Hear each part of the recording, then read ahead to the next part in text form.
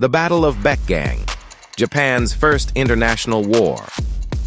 Picture this. A fleet of over 1,000 ships darkens the horizon.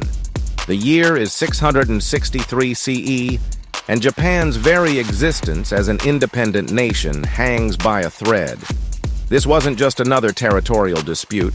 It was Japan's first international war, and its outcome would shape East Asian politics for centuries to come.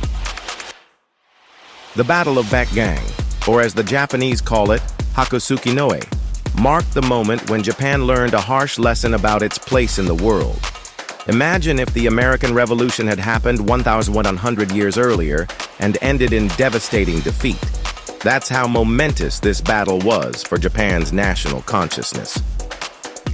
Tang China, at the height of its power, had allied with the Korean kingdom of Silla. Their combined forces clashed with Japan's navy in the waters off the Korean peninsula.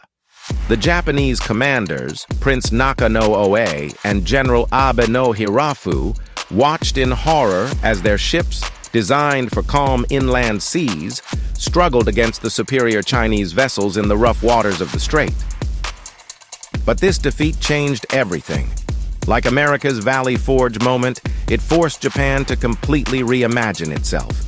The Japanese realized they needed to revolutionize their military, their government, and their entire society. Within decades, they had created the Taika reforms, establishing a centralized government modeled on Chinese systems, but with a uniquely Japanese character. They built fortress cities, reformed their military, and created the imperial capital of Nara, Japan's first true city. Fast forward 5 centuries. The year is 1185, and we're about to witness one of the most dramatic naval battles in Japanese history, the Battle of Dan no Ura. Picture the scene. Hundreds of ships crowded into the narrow Shimonoseki Strait, the water churning with the movement of thousands of oars. On one side, the once mighty Taira clan, their ships adorned with red banners. On the other, the rising Minamoto clan, their white flags snapping in the wind. This wasn't just a battle. It was the culmination of a decades-long civil war that would give birth to Japan's first shogunate and the age of the samurai.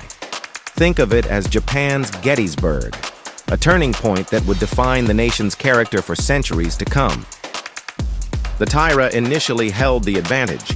They knew these waters well, and the tide was in their favor. Their archers rained arrows down on the Minamoto ships. But then came the moment that changed everything. A defector revealed the location of the young Emperor Antoku, who was aboard one of the Taira ships. The tide literally turned, and with it, the fortunes of war. In one of the most poignant moments in Japanese history, the emperor's grandmother, Lady Ni, took the 7-year-old emperor in her arms. Rather than face capture, she jumped into the churning waters with these famous words, "In the depths of the ocean lies our capital." Scores of Taira nobles followed her example, choosing a warrior's death over surrender. This battle marked more than just the end of the Taira clan. It represented a fundamental shift in Japanese society. The Minamoto victory ushered in the Kamakura shogunate, Japan's first warrior government. Imagine if after the American Civil War, instead of reunification under civilian rule, the United States had established a military government that would last for centuries. That's how profound this change was. The echoes of Dan no Ura still resonate in Japanese culture today.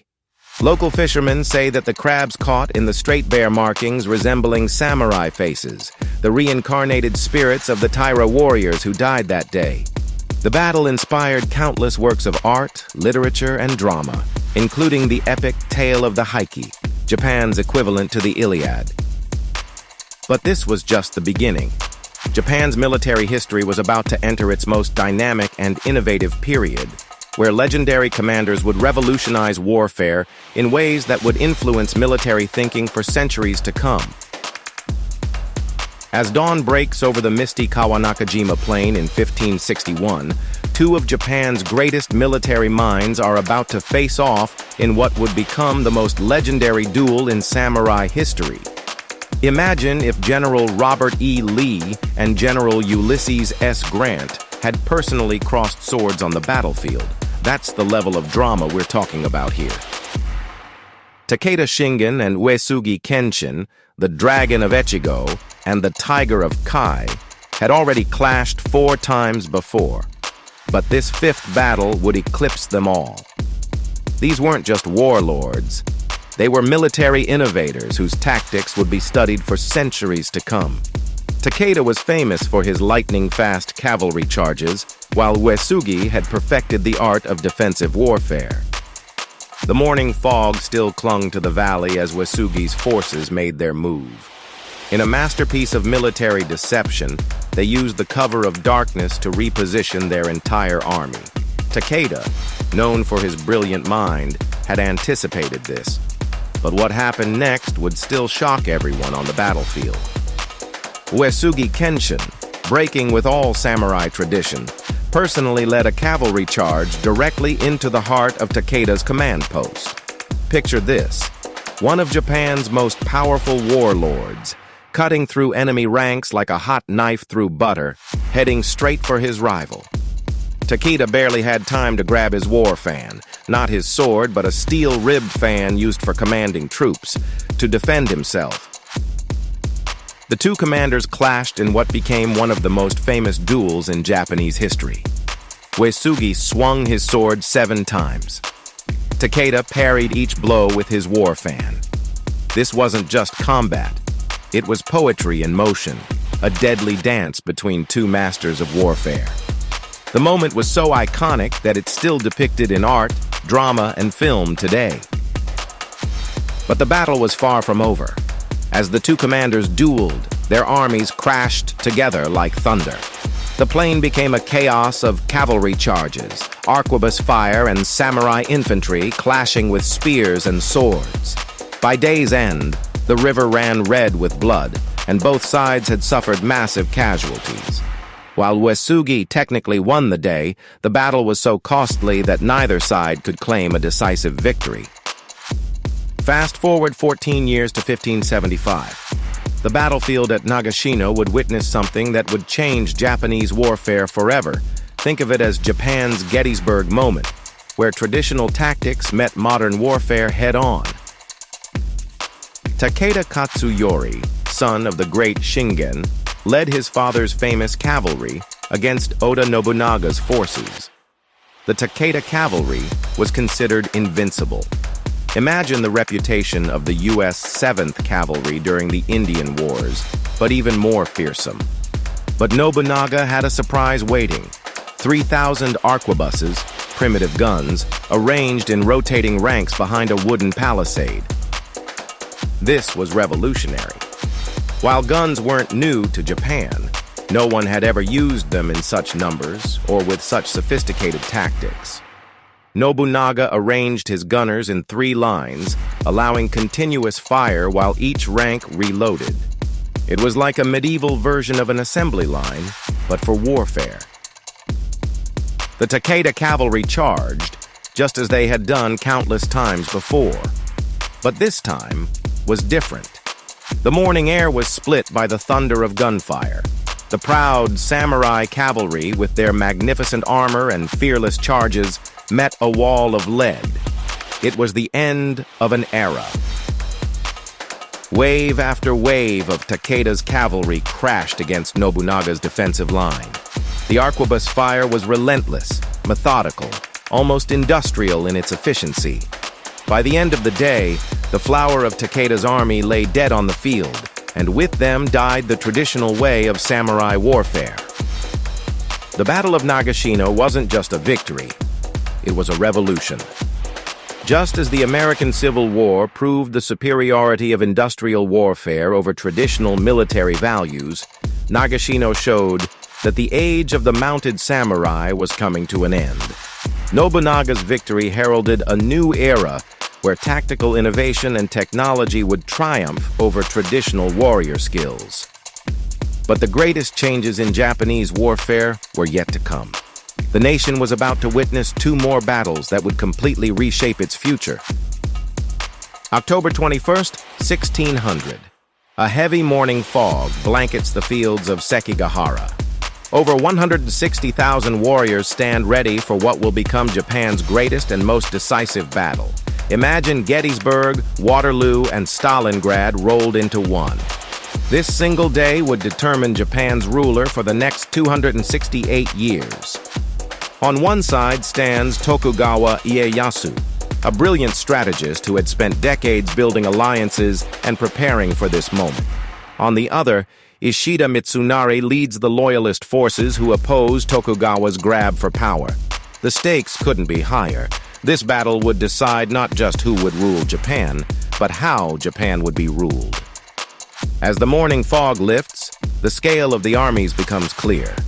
The field is a sea of colorful banners, each representing a different daimyo, feudal lord.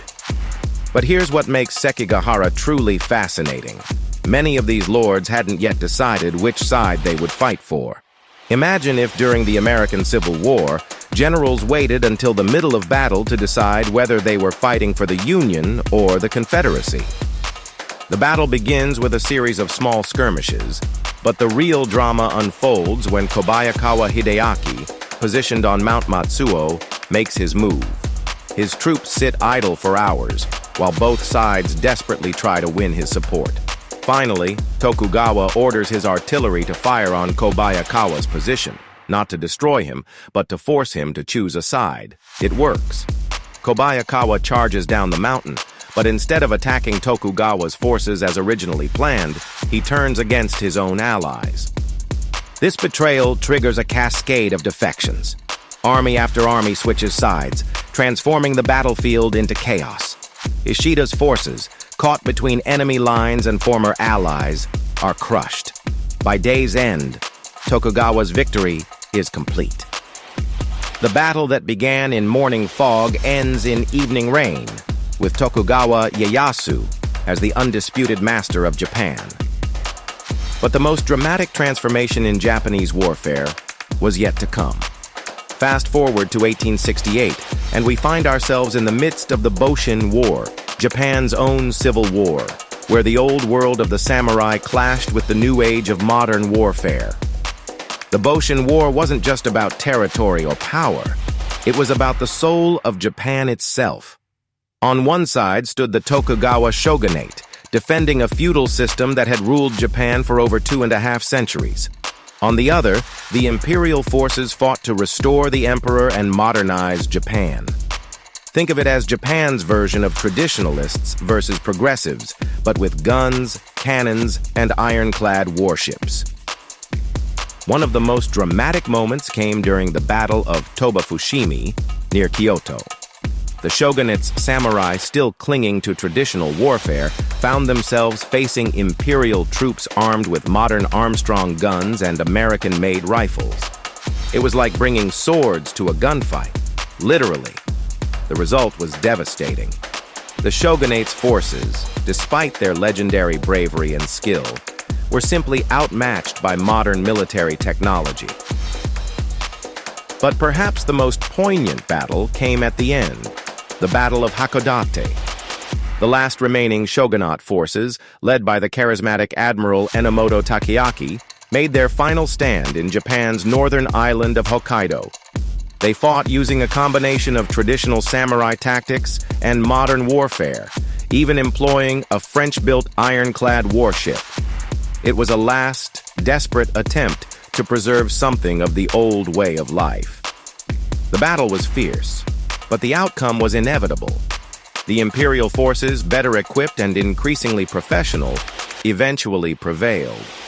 With the fall of Hakodate, the last embers of feudal Japan were extinguished. The samurai era was over, and a new, modern Japan was born.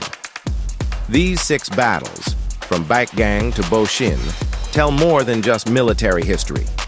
They tell the story of a nation constantly reinventing itself, adapting and evolving while somehow maintaining its unique cultural identity.